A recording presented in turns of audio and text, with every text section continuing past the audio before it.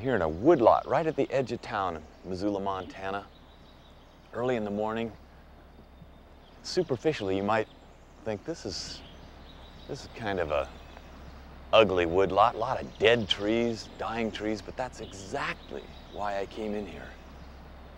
The number of large cottonwoods that are dead. Oh, look at these woodpeckers, Lewis's woodpeckers. Nesting right up at the top of that broken top snag, that cottonwood. These are all cottonwoods, many of which are dead for reasons I don't know. Most people would avoid a place like this for bird watching because you want something that looks fairly pristine. But by gosh, if you look at a place with a lot of dead trees like this, you're going to be in for a treat in terms of cavity nesting birds. Birds that need dead and dying trees for nest sites. So here is a special bird of the West, Lewis's woodpecker, and there they are right above me. I suspect some young may have already fledged, but I hear young begging. One has food in its bill, a lot of food in its bill, so there could be a cluster of birds, several birds, maybe helpers at the nest, I'm not sure. Lewis's woodpecker, they're known to nest in colonies, semi-colonial, so the people have recorded many nesting pairs in close proximity. This woodlot has that feature. Quite a few Lewis's. Whoa, look at them go. That flight pattern, they look like miniature crows, very big, broad wings spread out. And the way they beat their wings is so characteristic. If the bird were not named for Lewis, Meriwether Lewis, they collected this in the expedition some 200 years ago. If they weren't named for Lewis, they probably would be called the watermelon bird. What a beautiful red watermelon colored breast they have. Let's see what other cavity nesters we can dig up. Oh, there goes a starling overhead. Okay, so we get a starling or two here too.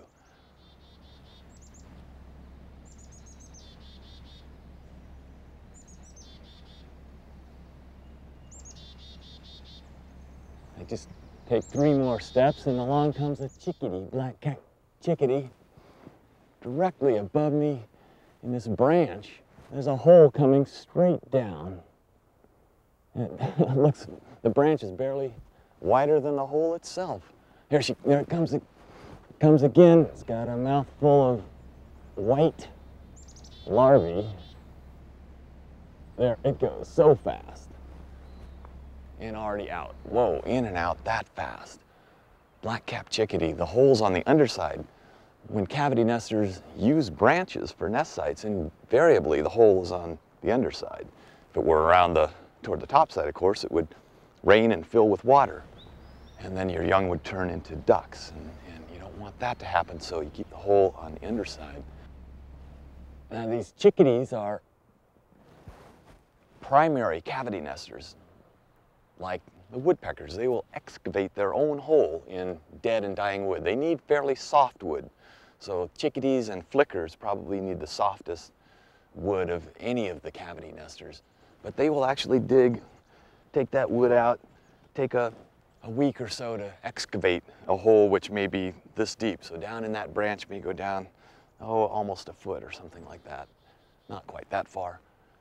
And then other birds may come along and use these holes later, and they're called secondary cavity nesters. So things like starlings, or tree swallows, or house wrens that don't excavate themselves will come along and use these holes that have been created by woodpeckers and or chickadees.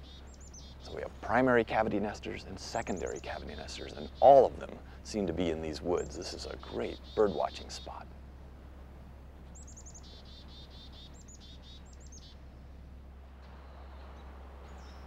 As I sit and listen, there are other cavity nesters, a flicker off in the distance. Just before I started talking, I heard the drumming of a sapsucker, red-naped sapsucker. There are, of course, robins all around, and they're chasing a kestrel. Ha! Yes! A kestrel, American kestrel, is also a cavity nester. There, it's getting chased by those blackbirds. The kestrel is having a hard time of it, but I suspect it has a nest in here somewhere too. Oh, this is amazing. If you want cavity nesters, go to your woodlot with a lot of dead trees or save dead trees in your yard, and you're gonna experience an amazing phenomenon. Here comes, oh yay. This is the largest woodpecker in North America, pileated woodpecker.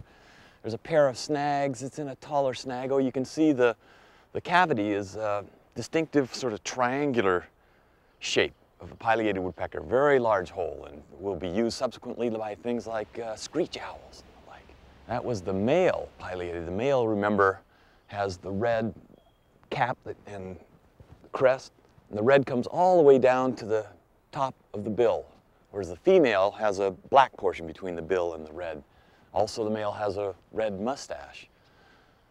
These are also the birds that have the distinctive drumming pattern that sounds like a diving board. Boom, boom, boom, boom, boom, boom, boom, boom, boom, boom, boom, boom, boom.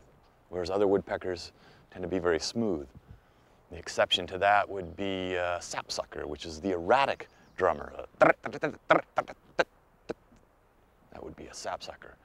The very smooth ones are hairy, downy, flicker. Amazing. So we have pileated woodpecker, Lewis's woodpecker, black-capped chickadee, flicker, and there's probably more to come. See what other cavity nesters we can dig up.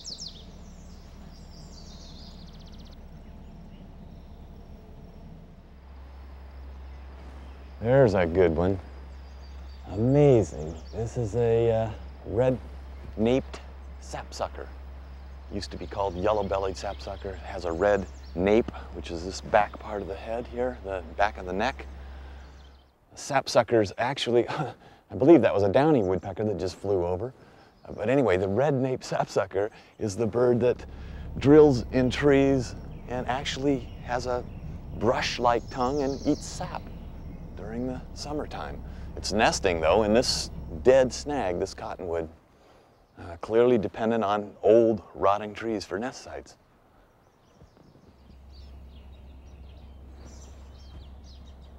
You can hear the young that call. I believe they're being fed now by the adult sapsucker. House wren singing. And two, oh my gosh, this is amazing. This is incredible. Some flickers right up on top of this tree, kind of.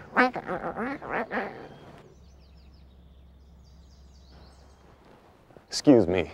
This is a, oh no, I lost it. Where'd he go? There he is. Oh, it's the sapsucker, back, okay. This must be the mate. It's got food in its bill too. That's the female. I don't see any red back here on the nape at all. So the female, and then she just left. Oh, this is an amazing flurry of activity with these birds here, and I think we need to name this Woodpecker Woods.